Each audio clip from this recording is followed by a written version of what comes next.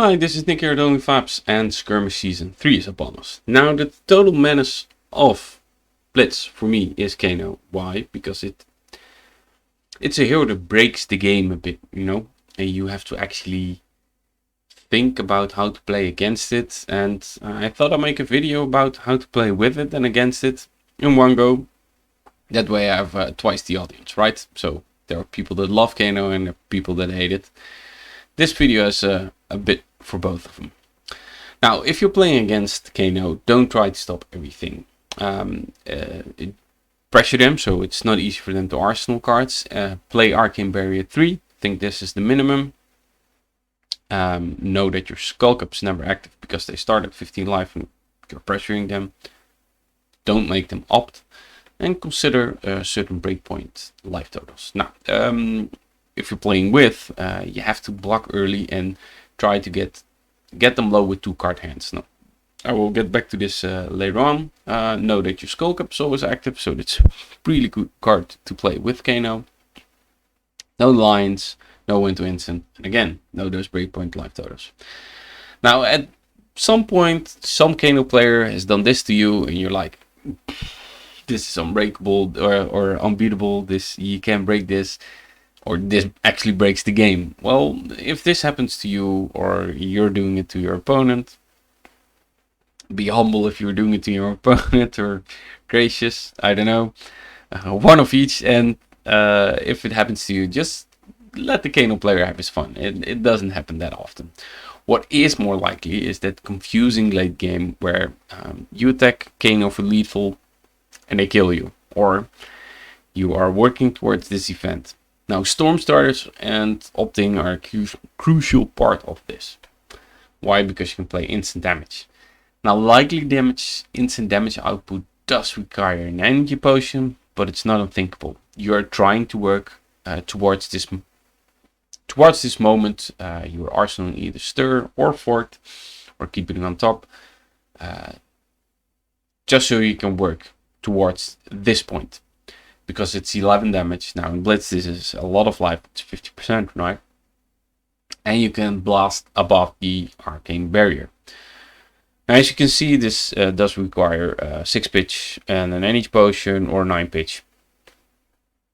What's more likely is that they try to get you low and they push through this 2-card, 4-card combo, 1 in arsenal, 3-card combo, which is 7 life. So if you're at 7 life, don't just dump your hand and try to kill him. No.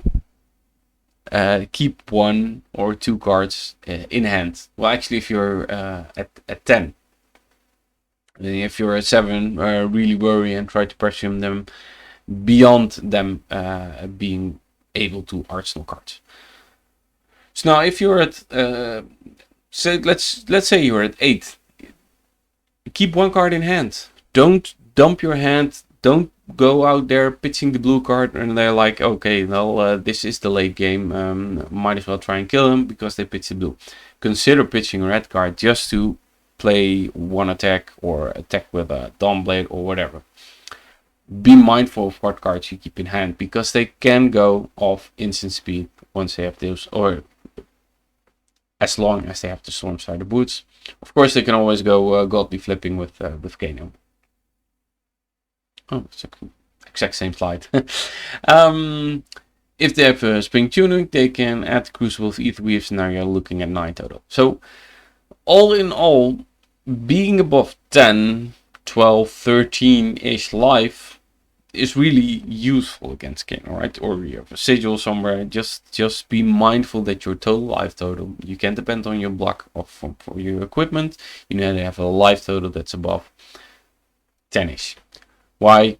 Just because you cannot die on the spot. Of course, if they have the insane damage combos, you would have lost anyways, but consider this, because at one point they can just flip concede you with Blazing Ether Weave. So these games, which you have always lost, possibly that you could have pressured them earlier on and you were a bit too cautious and trying to prevent too much damage because you had awkward hands, or maybe you had quad blue, then prevent, of course.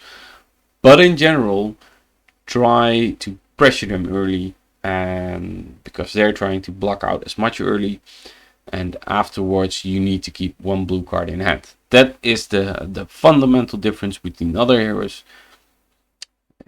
Between other heroes, you can keep the red cards to block, or you can use the red card to block, and now you have to use your blue cards to block. So this makes for awkward hands. 3 red, 1 blue. What do you do? So if you're playing with Kano or against Kano, these are those cards that you need to block or buff if you're playing with. Ether Spindle is one of those cards that's really strong, just because you can set up the top of cards of your deck and use Kano as Kano's ability to push through more damage. So if they opt 5, or if they use an Ether Flare, Ether Spindle combination, this should be full with a fueled by a Kano activation. Be worried, because if they have the possibility to stack the top 6-7 cards, if they stack the top 9 cards of the deck, you're out there to lose. They will take 10 minutes to think out their turn, how much they draw and how much they pitch, etc, and how much they can activate Kano with. But you will lose just because they can set up a more than lethal damage hand that can go well above the maximum arcane barrier that you can prevent. So if they have 2 cards that go for 6 and you can prevent of each card 3 damage with 2 blues, you're still looking at 6 damage that goes through undefended. Now it's likely that they have more damage than 2 cards that go for 6 if they can opt for large amounts. So examples of these are a Sonic Boom that goes into Voltaic Bolt, or Ether Flare with a Kano activation that goes into a Zap. Now, of course, you can count those cards and see how much it costs and go from there. So these are these breakpoint life totals, or strong turns. Not so much breakpoint life totals, by the way. These are these strong turns that you need to be mindful of, and that you need to step in and prevent the damage. And the other way is, if this isn't happening towards you, or they just thrown 3 or 4 at you, maybe don't block. Maybe pressure them back. Or as a Kano player, don't consider that line of play and use all those cards to block the opposing Dawnblade, Flying Kick, or whatever's coming at you. So Opt is really strong in Kano, and be mindful of that.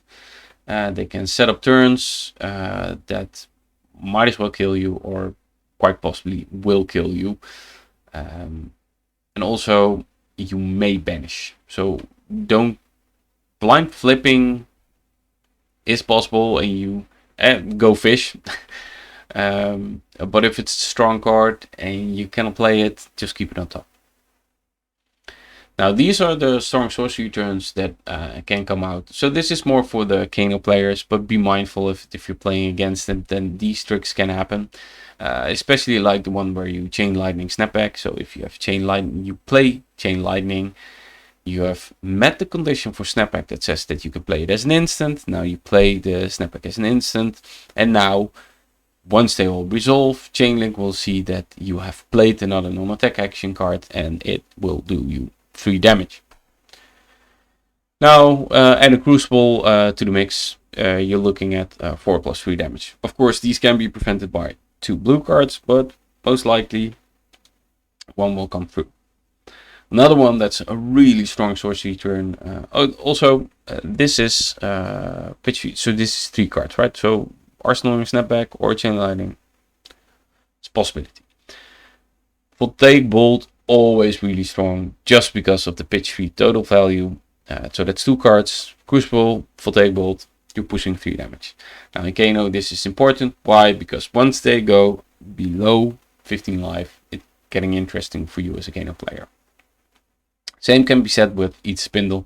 Actually, opening with this line of plays is really strong and useful.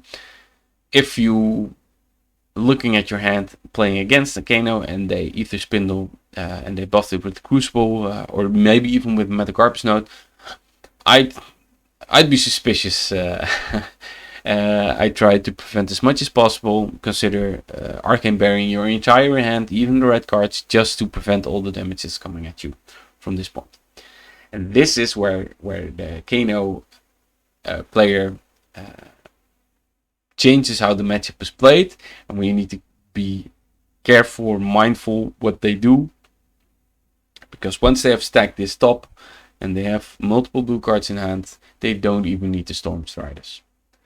So, long story short, go build your version of your favorite hero to match your local meta, but always keep Kano in mind. So pack those 3 Arcane Barriers. If you haven't opened Crucible yet, it's a good reason to open packs of Crucible, or ask a buddy if he has a couple of cards left for him.